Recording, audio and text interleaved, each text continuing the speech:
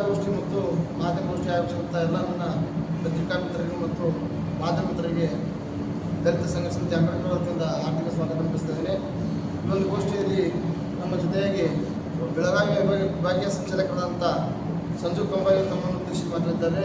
ಅದೇ ರೀತಿಯಾಗಿ ನಗರ ಸಂಚಾಲಕರಾದಂಥ ಶ್ರೀ ಶಂಕರ್ ಚಲವಾದರು ನಮ್ಮ ಜೊತೆ ಇರ್ತಾರೆ.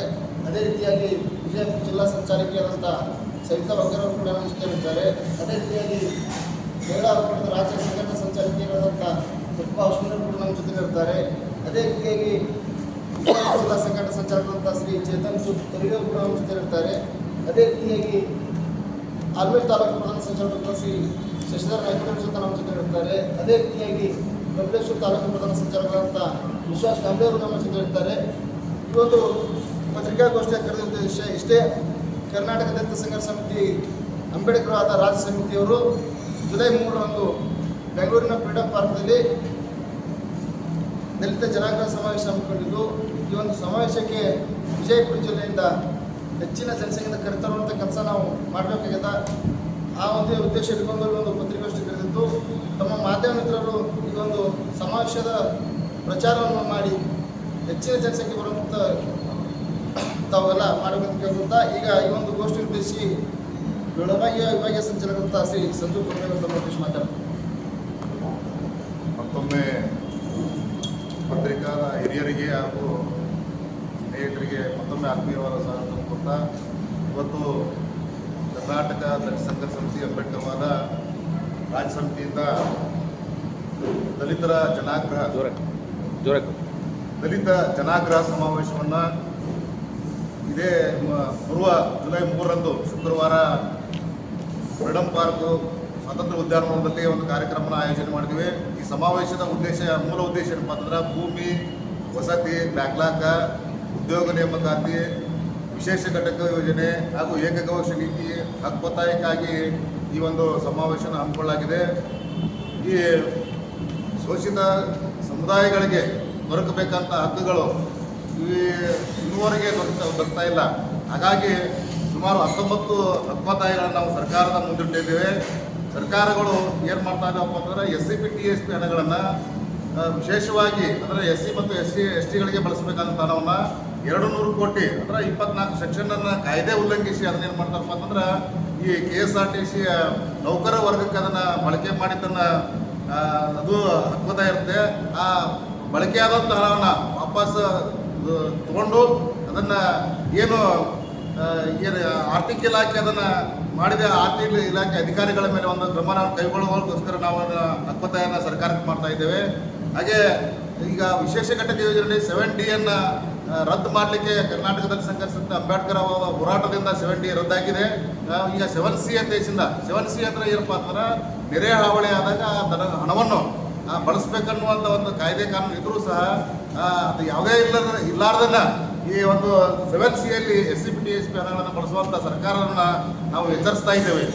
ಹಾಗೇನೆ ಮತ್ತೆ ಈಗ ದಲಿತ ಧೋರಣೆ ಅನುಸರಿಸುತ್ತಿರುವ ಆರ್ಥಿಕ ಇಲಾಖೆ ಅಧಿಕಾರಿಗಳನ್ನು ಬದಲಾಯಿಸಿ ದಲಿತ ಪರ ಕಾಳಜಿಯುಳ್ಳ ಸಂವೇದನಶೀಲ ವ್ಯಕ್ತಿಗಳನ್ನ ಒಂದು ಹುದ್ದೆಗೆ ನೇಮಕ ಮಾಡಬೇಕನ್ನುವಂಥದ್ದು ಒಂದು ಹಕ್ಕೊತ್ತಾಯ ಇರುತ್ತೆ. ಹಾಗೆ ಪರಿಶಿಷ್ಟ ಭೂಮಿ ಹಕ್ಕು ಭೂಮಿ ಹೋರಾಟ, ವಿಶೇಷವಾಗಿ ಭೂಮಿ ಹೋರಾಟ ಇದು ನಾವು ದಲಿತ ಸಂಘರ್ಷ ಸಮಿತಿ ಮಾಡ್ಕೊತಾ ಬಂದಿದೆ. ಹಾಗಾಗಿ ಏನು ಭೂರಹಿತರಿಗೆ ಭೂಮಿಯನ್ನು ಕೊಡುವುದರ ಮೂಲಕ ಭೂಮಿಯನ್ನು ನಾವು ಭೂಹೀನರಿಗೆ ಕೊಡಬೇಕು. ಏನು ಬಂಡವಾಳಶಾಹಿಗಳಿಗೆ ಭೂಮಿಯನ್ನು ಕೊಡ್ತಾ ಇದ್ದಾರೆ ಸರ್ಕಾರ. 1 ರೂಪಾಯಿ 2 ರೂಪಾಯಿ ಎಕರೆಯಲ್ಲಿ ಸರ್ಕಾರ ಭೂ ಹಿಡಿಯುವದಾರರಿಗೆ ಭೂಮಿಯನ್ನು ಹಂಚಿಕೆ ಮಾಡ್ತಾ ಇದೆ. ಅದನ್ನು ಬಿಟ್ಟು ಏನು ಬಡವ ದಲಿತರು ಅಂಥವ್ರಿಗೆ ಭೂಮಿಯನ್ನು ಕೊಡುವಂಥ ಕೆಲಸ ಸರ್ಕಾರ ಮಾಡಬೇಕು. ಬಗರ್ಕುಂ ಸಾಗುವಳಿದಾರರಿಗೆ ಪಟ್ಟ ಕೊಡಬೇಕು ಅನ್ನುವಂಥದ್ದು ಒಂದು ನಮ್ಮ ಹೋರಾಟದ ಉದ್ದೇಶ ಇದೆ. ಹಾಗೆ ಭೂ ಒಡೆತನ ಯೋಜನೆಯಲ್ಲಿ ಏನು ಸಾಕಷ್ಟು ಅರ್ಜಿಗಳು ಸಲ್ಲಿಕೆ ಆದರೂ ಸಹ ಅಲ್ಲಿ ಇನ್ನೂವರೆಗೆ ಅರ್ಜಿಗಳು ಬಳಿತಾ ಅಲ್ಲೇ ಬಿದ್ದುಬಿಟ್ಟವು. ಹಾಗಾಗಿ ಏನು ಅರ್ಜಿ ಸಲ್ಲಿಸಿದಂಥ ಭೂ ಒಡೆತನ ಯೋಜನೆ ಅರ್ಜಿಗಳು ಸಲ್ಲಿಸಿದಾರ ಅವರಿಗೆ ಭೂಮಿ ಹಂಚಿಕೆಯನ್ನು ಸರ್ಕಾರ ಕೂಡಲೇ ಮಾಡಬೇಕು.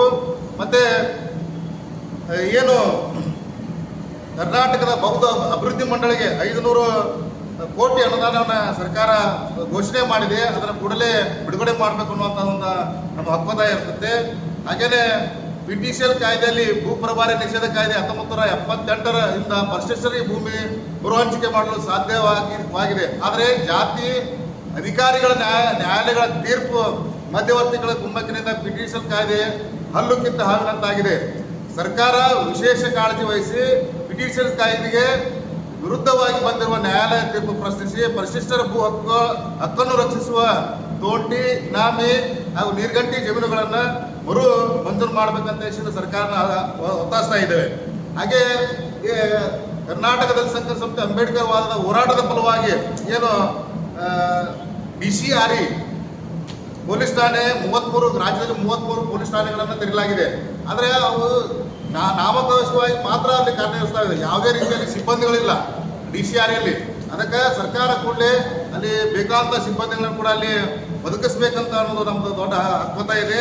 ಹಾಗಾಗಿ ಇಲ್ಲಿ ಇವಾಗ ಏನು ಪ್ರೊಫೆಸರ್ ಬಿ ಕೃಷ್ಣಪ್ಪನವರ ನಂತರ ಏನು ದಲಿತ ಸಂಘರ್ಷ ಸಮಿತಿ ಮುಂದುವರೆದ ಭಾಗವಾಗಿ ಈ ರಾಜ್ಯದಲ್ಲಿ ನಮ್ಮ ಅಣ್ಣ ಮಾವಳಿಯವರ ನೇತೃತ್ವದಲ್ಲಿ ದಲಿತ ಸಂಘರ್ಷ ಸಮಿತಿ ಅಂಬೇಡ್ಕರ್ ವಾದ ಸಾಕಷ್ಟು ಹೋರಾಟಗಳನ್ನು ಮಾಡ್ತಾ ಭೂಹೀನರಿಗೆ ಭೂಮಿ ಕೊಡಿಸೋದಾಗಿರ್ಬೋದು, ಹಾಸ್ಟೆಲ್ಗಳ ವ್ಯವಸ್ಥೆಯನ್ನು ತಿದ್ದುಪಡಿ ಮಾಡುವವರಾಗಿರ್ಬೋದು, ಹಾಸ್ಟೆಲ್ ವಿದ್ಯಾರ್ಥಿಗಳಿಗೆ ಶಿಷ್ಯ ವೇತನ ಕೊಡಿಸೋದಾಗಿರ್ಬೋದು, ಸಾಕಷ್ಟು ಹೋರಾಟಗಳನ್ನು ದಲಿತ ಸಂಘರ್ಷ ಸಮಿತಿ ಮಾಡ್ಕೋತಾ ಬಂದಿದೆ.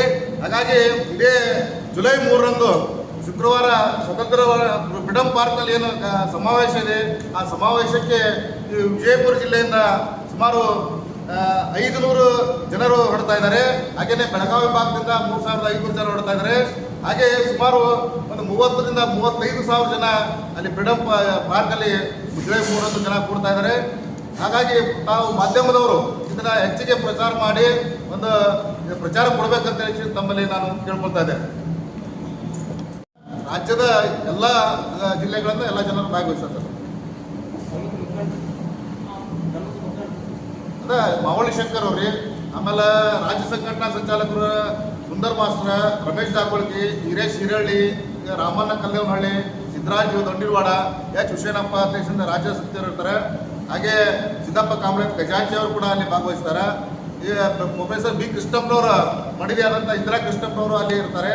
ರುದ್ರಪ್ಪ ಅನಗವಾಡಿ, ಎನ್ ನಾಗರಾಜ್, ಗುಂದೂರು ತಿಮ್ಮಯ್ಯ, ನಾಗಣ್ಣ ಬಡಗೆರ, ಮಲ್ಲೇಶ್ ಒಪ್ಪುಗ, ಅರ್ಜುನ್ ಕಬ್ಬೂರು, ತಾಯಪ್ಪ, PL ರಂಗನಾಥ, ಮಣಿಪಾಲ್ ರಾಜಪ್ಪ ಇವರೆಲ್ಲರೂ ಭಾಗವಹಿಸ್ತಾರೆ.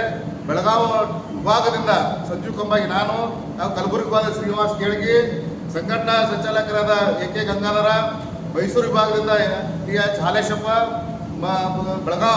ಮೈಸೂರು ವಿಭಾಗದಿಂದ ಬನ್ನಳ್ಳಿ ಸೋಮಣ್ಣ ಇವರೆಲ್ಲರೂ ಕೂಡ ಭಾಗವಹಿಸ್ತಾರೆ. ರಾಜ್ಯದ ಎಲ್ಲ ಜಿಲ್ಲೆಗಳಿಂದ ಜಿಲ್ಲಾ ಸಂಚಾಲಕರು ಕೂಡ ಅದರಲ್ಲಿ ಭಾಗವಹಿಸ್ತಾರೆ.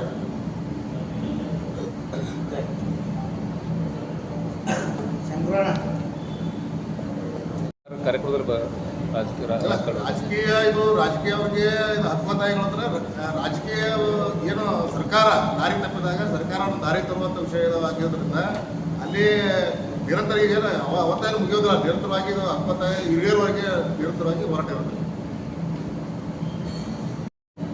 ಕರ್ನಾಟಕ ದಲಿತ ಸಂಘರ್ಷ ಸಮಿತಿ ಅಂಬೇಡ್ಕರ್ ವಾದ ನಮ್ಮ ಪ್ರಧಾನ ಸಂಚಾಲಕರಾದ ಅಣ್ಣ ಮಾವಳಿ ಶಂಕರ್ ಅವರ ನೇತೃತ್ವದ ಮೇರೆಗೆ ನಾವು ಇಂದು ವಿಜಯಪುರದಲ್ಲಿ ನಮ್ಮ ಬೆಳಗಾವಿ ವಿಭಾಗದ ಸಂಚಾಲಕರಾದಂಥ ಸಂಜು ಕಂಬಾಗಿ ಅವರೊಂದಿಗೆ ಮತ್ತು ಜಿಲ್ಲಾ ಸಂಚಾಲಕರಾದಂಥ ಶಿವು ಮೇಲ್ಮನಿಯವರೊಂದಿಗೆ ಇವತ್ತು ನಾವು ಪ್ರೆಸ್ ಮೀಟ್ ಮಾಡಕತ್ತೀವಿ. ಈ ಪ್ರೆಸ್ ಮೀಟ್ ಮಾಡೋ ಉದ್ದೇಶ ಏನಪ್ಪ ಅಂತಂದ್ರೆ, ನಾವು ಜುಲೈ 3ನೇ ತಾರೀಕು 2026ರಂದು ಫ್ರೀಡಂ ಪಾರ್ಕ್ನಲ್ಲಿ ಬೆಂಗಳೂರು ಫ್ರೀಡಂ ಪಾರ್ಕ್ನಲ್ಲಿ ನಾವೊಂದು ಜನಾಗ್ರಹ ಸಮಾವೇಶ, ದಲಿತ ಜನಾಗ್ರಹ ಸಮಾವೇಶವನ್ನು ಹಮ್ಮಿಕೊಂಡಿರ್ತೀವಿ.